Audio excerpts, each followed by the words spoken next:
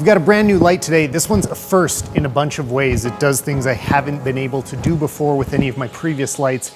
This is the Nanlite 720B, and it is a bicolor 800 watt LED cob light, and it's pretty awesome. I'm gonna compare it to the 500, which I've been using a lot. I've had a few days with both on real sets, so I do have some hands-on experience with it. This is gonna be a very straightforward video. I'll basically compare the two and then tell you what I do and don't like about the new 720. First up, let's remind ourselves what the 500 is like. Now, I've got two of these, and I've been using them a lot. They are extremely powerful. They can light up a whole room. I mean, I'm in a giant space here. This is at 13%, 50%, and it's just bouncing off a big reflector I've got up there. And this has a ton of output in a very small head, and it's been incredibly versatile, and I've had it on basically every shoot since I got it. Let's just crank it to 100 and see what it does. So there it is, the Nanlite Forza 500. It's bright as hell, extremely versatile, but there's a bunch of stuff that really kind of bothered me about it. To give you the quick tour of it, I wasn't a big fan of this connection. I almost always plugged it in incorrectly, and I really didn't like the double yoke system, so I'd have to use two hands, loosen both sides before I could move it up and down. I'm sure it's for security, it's a little more stable, but it is quite inconvenient. Now, if we look at the Forza 720B, before we turn it on, it has a single loosening yoke, so I can do everything one-handed, and it feels just as strong, way easier to grip. It's also like longer, so your hand just fits on it. Everything about this top feels better. It's also curved so that it has a little more reach. As you go down, it can be pointed a little more vertically if you've got it high up because it leans forward. The cables on the back are a lot more firm. When you put them in, you kind of know you're doing it. Somebody remind me, what is this cable called? Can you tell me in the comments? I know it's got a standard name. Anyway, it fits, and the leads are way longer. That was something I forgot to say about the 500. The lead isn't long enough to go up to the big boom I'd keep it on in my studio. These ones are so much longer, and at least twice as long as on the 500. To understand some of the improvements, let's start by looking at the ballast on the Forza 500. So this is a great unit. We still use it all the time. We're going to continue to use it, but there are some things that it left to be desired. So for one thing, the way that it hung on the back was kind of this loose mount, so it was never really bolted in tightly to the stand. It's basically two separate units, so the back here would come out, and this is where the batteries could go, and then it's got like the AC converter inside of it, and that connects up to the control hub. So everything was kind of non-conventional. Nanlite tried to think of their own way of, they had their own way of doing things that are pretty different from some other lighting manufacturers that led to something usable but not perfect. There was flaws in it. Another example here is the plug that is relatively small compared to what you're going to see on the 720B.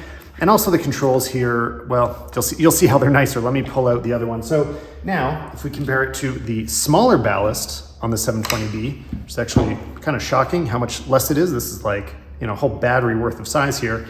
There's no external cable flying up to the side, and you've got the battery ports just available on the sides, which is a little more conventional. This is what you're seeing in other brands like Aperture. Now, all the controls are just visible on the front. It also feels better. There's more, I don't know which parts are metal and which parts are hard plastic, but it feels a lot more solid than what we had on the 500. And then your ports are all coming out of the top, and they're also much thicker, stronger connections that allow for longer, stronger leads. So I have more confidence as I plug things in and out.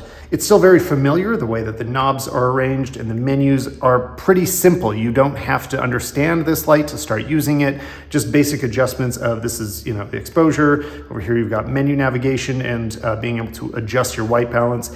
It's super straightforward, but works a lot better, and also has a much stronger clamp on the back. It's based off of a traditional super clamp, so that is the most of it, and then they have a Nanlite piece on the end, which is similar to something Kupo was doing as an add-on, and it just fully locks on now and can expand to basically any rail size, which was a limitation before with the old 500 lock. Some stands were too wide.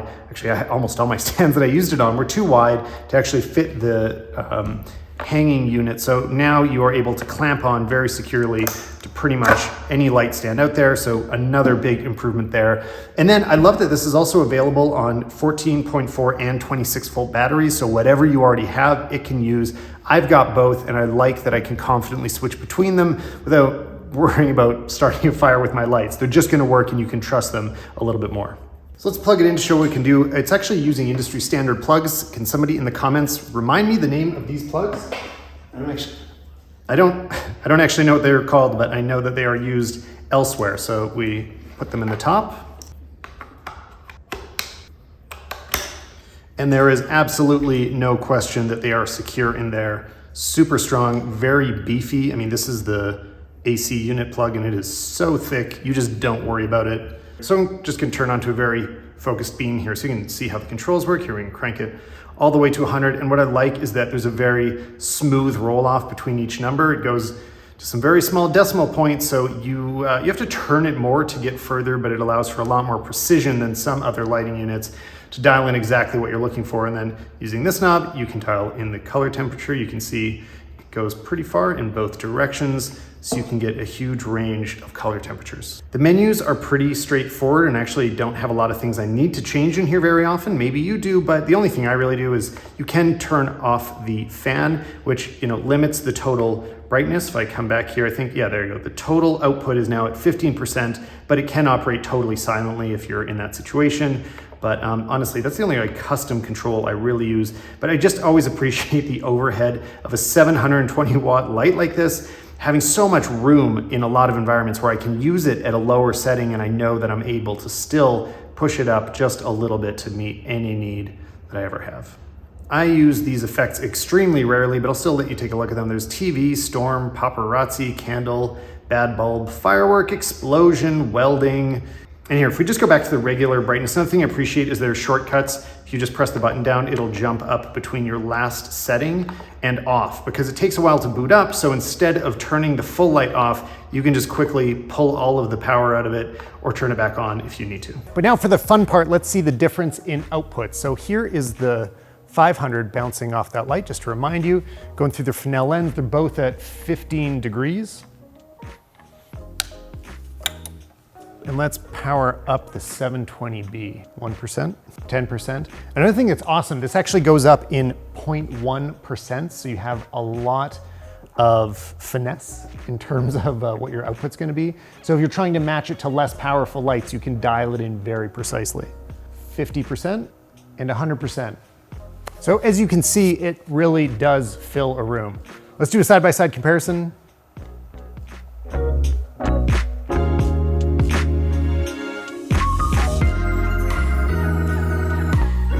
And I'll just put them both down to 50% while I talk. So huge advantage over here. This is also bicolor, and I'll talk about that in a second, but one thing that does bug me is it feels like this is noticeably more green than most other lights that I have. Like the shift is visible. I mean, even to me right now as I look towards them. I'll have to see how it is in this comparison. I haven't done this side by side, so you've seen it and I haven't. Looking at them on the computer on a big screen, I think I expected more of a green tint based on what the 720 looked like in person. It definitely is more green, but in these samples, it's not very perceptible. It doesn't look like it has the same amount of shift that I was perceiving with my eyes, so that's good news if my camera isn't seeing it.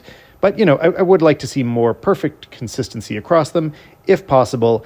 If you're looking for perfection, you would want to gel it, but you know what? Look at these samples, they're not that far off. But it does seem to be like the most green light I have, which means I guess I'm gonna have to start gelling it, which is not ideal for a light that gets hot like this. Most of the heat actually collects inside of the Fresnel. The actual head itself never gets hot. And that reminds me, Nanlite mentioned not to use this with any softboxes under, I think it was 90 centimeters. Check their website for the actual number. But don't use it in small softboxes because you could have a fire risk. So yeah, the quality of light is great, but it really does frustrate me a lot when any light is off on the magenta or green axis, because it's very unattractive to have those two match. Like if your warmth, if your Kelvin scale is a little bit off, who cares? But when the tint is off, it's very distracting and I don't like it. So I don't know, I'm gonna have to kind of find like a long-term solution for this. I had an idea, if this isn't too hot to remove. There is like a little piece of glass on the front of a lot of Cobb lights. Why isn't that just tinted the exact amount of magenta that would make this perfectly daylight balanced? I'm sure there's a good reason for it, but if there's not, and nobody happens to have thought it before, why can't this just come pre-gelled for me? That'd be nice. Okay, but let's talk about the exciting part again. Let's see the bicolor in action. And I really like that there's just two knobs, so you kind of can't get it wrong. Here we are at, well, let's go to 100%. This is 6,500 Kelvin. 5600, 4500, 3100, and the lowest we can go is 2700, so we have like a full tungsten look here. This is so helpful. Being able to have your brightest light adjust to the other lights around you and compensate for the ambience is super helpful. So I really love that Nanlite did this. As far as I know, what they said is that this is now the brightest bi-color light on the market. So whether or not I can find any faults with it, that is incredibly impressive engineering. So good job, Nanlite. I'm gonna use this on a lot of sets. It's gonna be in my kit pretty much all the time now. Once you start getting used to bi-color, it's kind of hard to go back, but I just wish I could correct for that tint a little bit. Anyway, thanks for watching, guys. This is super, super powerful, and if you want to find out more about my favorite gear, you should be listening to the podcast. If you're not already, I'll see you over there in the next episode. Bye, guys.